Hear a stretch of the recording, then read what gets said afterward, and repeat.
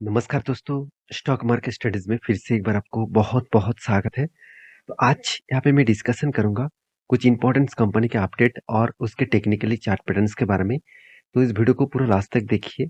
बहुत सारी इन्फॉर्मेशन मैं आपके साथ शेयर करूँगा, जो इन्फॉर्मेशन आपको हेल्प करेगा स्टॉक फ्यूचर के लिए और मतलब वो लॉन्ग टर्म के लिए और शॉर्ट टर्म के लिए भी। तो चलो देख लेते हैं कौन-सा स्टॉक है इस वीडियो के अंदर। सबसे पहले मैं और एक चीज़ मैं आपको बताने वाला हूँ कि ये जो वीडियो मैं आपके साथ शेयर करता हूँ, वो टोटली एजुकेशन पर्पस में है। कोई भी बाय एंड सेल का रिकमेंडेशन नहीं है। अगर आपको किसी भी कंपनी के ऊपर बाय सेल करना है, तो आपके रिस्क के हिसाब से, आपके रिसर्च के हिसाब से करिए। तो सबसे पहले देखिए, जिस कंपनी के बारे में बात करूँ उसका नाम है उनो मिंडा। देखिए उनो मिंडा एक ऐसी कंपनी है जो ऑटो इंसुलेटरीज इंडस्ट्रीज से बिलोंग करते हैं। अगर इस कंपनी का इंडस्ट्रीज के बारे में बात करूँ, तो इस कंपनी देखिए नंबर 5 पोजीशन में था। नंबर 5 पोजीशन में था और सोना बीएमडब्ल्यू वो नंबर 4 पोजीशन में था। आज वो 4 पोजीशन में आ चुके हैं और सोना बीएलडब्ल्यू को 5 पोजीशन में कन्वर्ट कर दिया। मतलब 5 पोजीशन में चला गया। क्यों? क्योंकि इसका मार्केट कैप जो है वो धीरे-धीरे करके बढ़ते चले गए। तो उनो मिंडा के कुछ पॉजिटिव पॉइंट्स, कुछ नेगेटिव पॉइंट्स मैं आपके साथ शेयर करूँगा। ध्यान से इस चीज़ को देखना। सबसे पहले देखिए उनो मिंडा जो है वो 35,000 करोड़ के आसपास मार्केट कैप है। पी/सी कितना है? 52 के आसपास है और करंट इंडस्ट्रीज पी/सी कितना है? 29 है। इसका मतलब ओवरऑल इंडस्ट्रीज के हिसाब से देखा तो कंपनी का पी/सी हाई है। कितना हाई है मैं आपको बता दूं। कोविड के जो टाइम था, प्री कोविड का जो लेवल था और कोविड का जो लेवल था वो कब था? अब देखेंगे तो कोविड के लेवल में इसका पी/सी था 32 और इसका करंट पी/सी कितना है? 50 के आसपास। और इसका 5 साल की एवरेज पीरियड कितना है? 50 के आसपास। इसका मतलब कंपनी को मैं ओवर वैल्यू नहीं कहूँगा, कंपनी को मैं अंडर वैल्यूड ही कहूँगा। क्योंकि कंपनी का जो पीरियड है वो 5 साल की एवरेज के आसपास है। तो कंपनीज की जो परफॉर्मेंस है, जैसे 700 करोड़ का कंपनी इनकम भी किया। डेप्थ कंपनी के ऊपर 0.34% के आसपास है, उतना ज़्यादा कर्जा भी नहीं है। प्रोमोटर के पास होल्डिंग 70% के आसपास है और हाथ में कैश देखेंगे तो नेगेटिव है। नेगेटिव क्यों है? मैं आपको बता दूँ कंपनीज़ के आप एक चीज़ ध्यान देना, कंपनी के ट्रेड रिसीवेबल में आप देखेंगे तो कंपनी इस बार कितना 1700 करोड़ के आसपास ट्रेड रिसीव किया। तो इतना ज़्यादा ट्रेड रिसीव करने के बाद कंपनी को तो पैसे की ज़रूरत है। तो कंपनी बोरिंग्स कितना लिया? कर्जा 1300 करोड़ के आसपास। तो 1700 करोड़ का प्रोजेक्ट कंपनी उठाया है, उसमें कर्जा कितना लिया? 1300 करोड़। तो बाकी पैसा कहाँ से आया? बाकी पैसा कंपनी प्रॉफिट एंड लॉस जो कंपनी का आया, यहाँ से पैसा लिया। और दूसरी बात कंपनी के खुद का जो कैश फ्लो का जो क्या मतलब फ्री कैश फ्लो है, यहाँ से भी कंपनी पैसे को फिर से रीइन्वेस्ट कर दिया। तो एक प्लस पॉइंट होते हैं कोई भी कंपनीज के लिए जो हर दिशा से मैनेज करके ही काम करते हैं। तो कंपनीज की जो प्रॉफिट एंड लॉस है, अगर क्वार्टरली रिजल्ट के बारे में बात करूँ, देखिए कंपनी इस बार हाईएस्ट सेल्स इंक्रीज किया। 2555 करोड़ से बन चुके हैं 3100 करोड़ के आसपास। और एक्सपेंस को भी कंट्रोल करने के बाद कंपनी के हाथ में जो प्रॉफिट आया, इस बार कंपनी का प्रॉफिट 150 करोड़ से 180 करोड़ बना। तो इसका मतलब कंपनी के ऊपर एक पॉजिटिवली प्रॉफिट ग्रोथ देखने को मिला है। अगर यही चीज मैं सेल्स ग्रोथ का, प्रॉफिट ग्रोथ और रिटर्न ऑफ इक्विटी के बारे में बात करूं, तो सारे चीज आपको 5 साल के हिसाब से अच्छा खासा देखने को मिलेगा। 5 साल 10 साल में बहुत शानदार सा परफॉर्मेंस देखने को मिलेगा।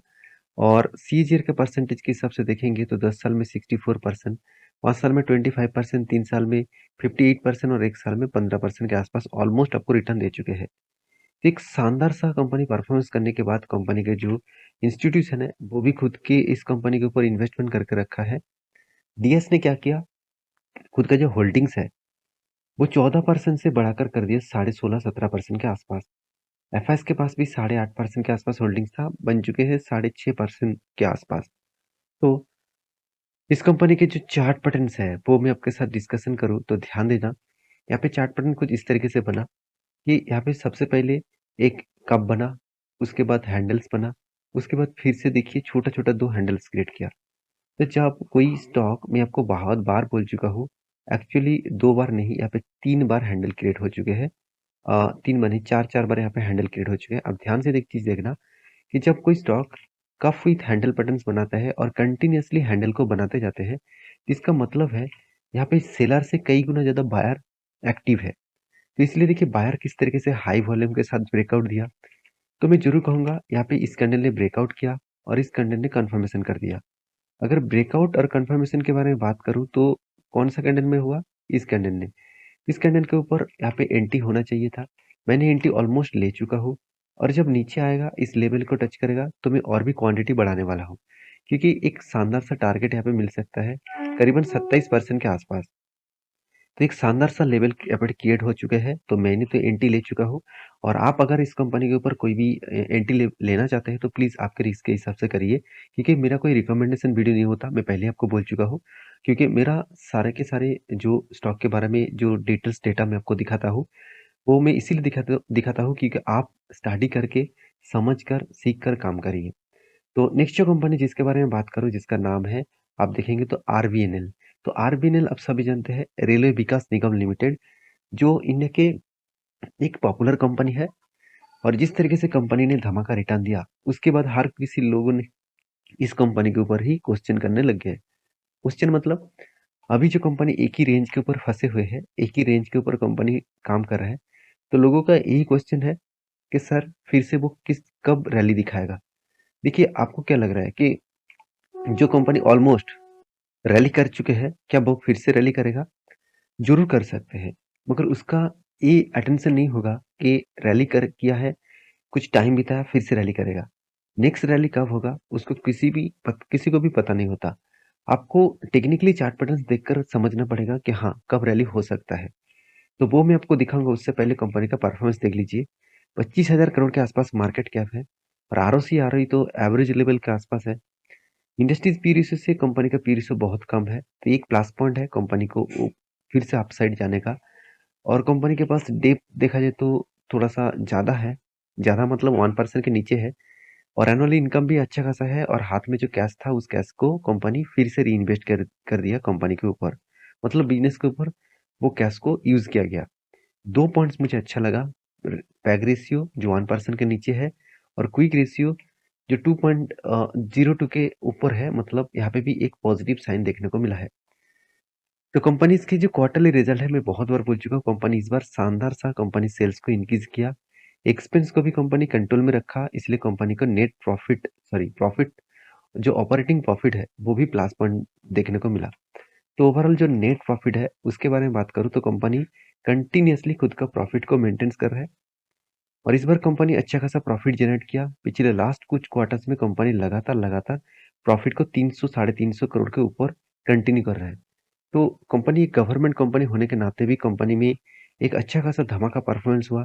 Sales growth, profit growth, return of equity और परसेंटेज तो आपको बहुत शानदार तरीके से दिया। जैसे 3 साल में 75% का रिटर्न दिया, 1 साल में ऑलमोस्ट 300% के आसपास रिटर्न दिया। तो यहाँ पे बिग पॉजिटिव साइन देखने को मिला है। और कंपनी के कैश फ्लो के बारे में बात करूँ तो कंटिन्यूअसली कंपनी कैश फ्लो को मेंटेनेंस नहीं कर पा रहा है। इस बार हाथ में कंपनी का पैसा नहीं आया और कंपनी के एज ए इन्वेस्टर के बारे में बात करूँ तो देखिए एफआईएस ने माल उठाना शुरू किया, डीएस ने भी अच्छा खासा होल्डिंग्स को इंक्रीज किया। एफआईएस ने इस बार अच्छा खासा मतलब 1.75 से बढ़ के हो चुके 3% के आसपास होल्डिंग्स। ये यहाँ पे होल्डिंग किसका कम हुआ? देखिए किसी का भी कम नहीं हुआ। प्रोमोटर ने क्या किया, खुद का जो स्टेक है उसको बेचा। क्यों बेचा? क्योंकि ओएफएस के माध्यम से बेचा गया, क्योंकि सेबी के रूल्स के हिसाब से कोई भी कंपनीज के ऊपर 75% के ऊपर होल्डिंग्स नहीं होना चाहिए। तो उस बेसिस में देखा जाए तो यहाँ पे स्टेक बेचा गया। तो रही बात चार्ट पैटर्न्स का, तो मैंने आपको लेवल्स मेंशन किया था कि यहाँ पे एक ट्रायंगल जैसे पैटर्न्स क्रिएट हो रहा है। जब ट्रायंगल पैटर्न्स को ब्रेकआउट करेगा तो एक हायर लेवल तक एंट्री मिल सकता है और हायर लेवल में क्या हुआ, एक शूटिंग स्टार जैसे कैंडल बना। तो जब इस तरीके से कैंडल बनता है कोई भी स्ट्रॉन्ग रेजिस्टेंस और हायर रेजिस्टेंस के ऊपर, तब एक करेक्शन देखने को मिल जाता है। तो मैं एक रेंज आपको बना के दिया हूँ, यहाँ पे कुछ इस तरीके से समझिए कि ये कंटिन्यूअसली जब जब यहाँ पे जर्नी हुआ, मैं अब थोड़ा सा जूम कर देता हूँ और भी क्लियर हो जाएगा। देखिए क्या किया, ऊपर साइड में किया, फिर से इस कैंडल के ऊपर डाउन साइड क्लियर हुआ। तो मैं इस लेवल को, जब तक इस लेवल के ऊपर है तब तक ठीक है। इस लेवल को अगर ब्रेक करे और उसके बाद रिट्रेसमेंट करे तो सोचना एक बड़ा सा फॉल दिखेगा और यहाँ पे 102 रुपीज के आसपास यहाँ पे आ सकते हैं। तो मैं फिलहाल के लिए कोई एंट्री नहीं लूँगा क्योंकि मुझे कोई स्ट्रॉन्ग बुलिश ट्रेंड देखने को नहीं मिला है। हाँ, एक ट्रेंड मुझे यहाँ से अगर रिवर्सल करके ऊपर जाए, तो एक एंट्री लेवल बन सकता है क्योंकि यहाँ पे cup with handle patterns create होगा, तब मैं एंट्री ज़रूर लेने के लिए तैयार होऊँगा और मैं आपके साथ भी शेयर करूँगा। तब तक के लिए होल्ड करिए, तब तक के लिए पेशेंट के साथ बने रहिए। होल्ड मतलब पेशेंट के साथ बने रहिए। तो नेक्स्ट जो कंपनी जिसके बारे में बात करूँ उसका नाम है जीएनए एक्सेल्स लिमिटेड।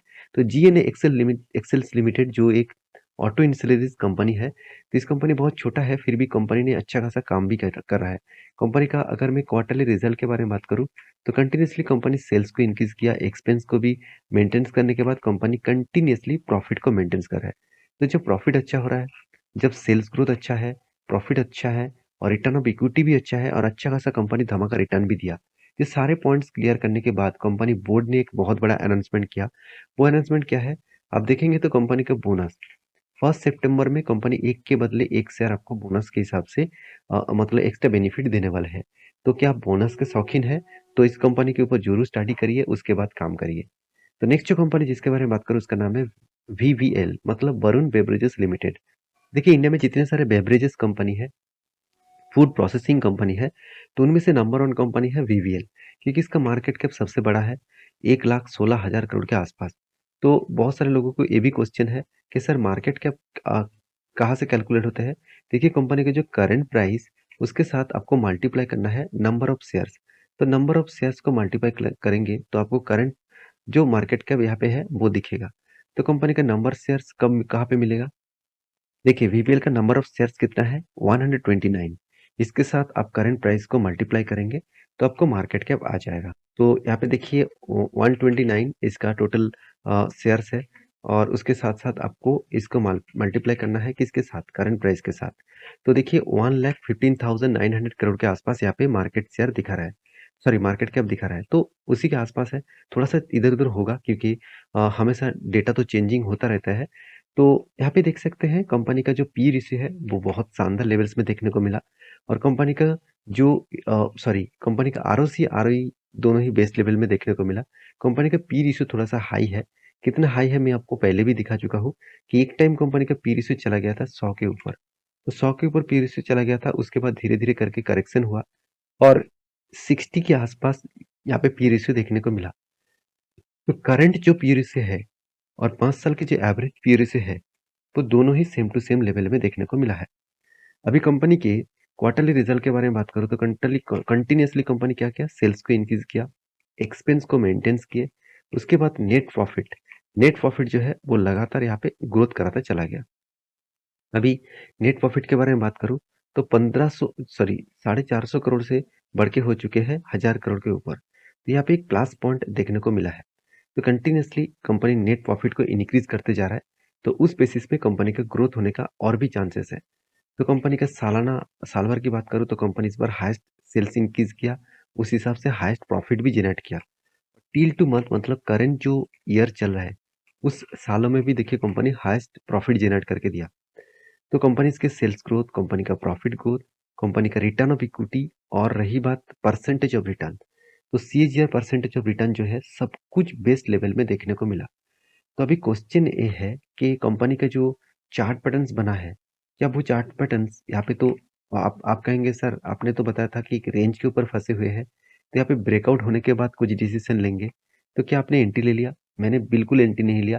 मैं आपको बहुत बार बोल चुका हूँ, जब कोई स्टॉक गिरावट के बाद एक लॉन्ग जर्नी दिखाने के बाद ही ब्रेकआउट करते हैं, तो इतना जो लॉन्ग जर्नी हुआ, कभी ना कभी वो क्या करेगा, यहाँ से रिट्रेसमेंट करेगा। रिट्रेसमेंट का मतलब क्या है? ऊपर साइड में जाने के बाद नीचे आएगा। इस रेंज इसके लिए यहाँ पे रेजिस्टेंस बन चुके हैं। तो रेजिस्टेंस अभी क्या बनेगा, इसके लिए सपोर्ट बनेगा।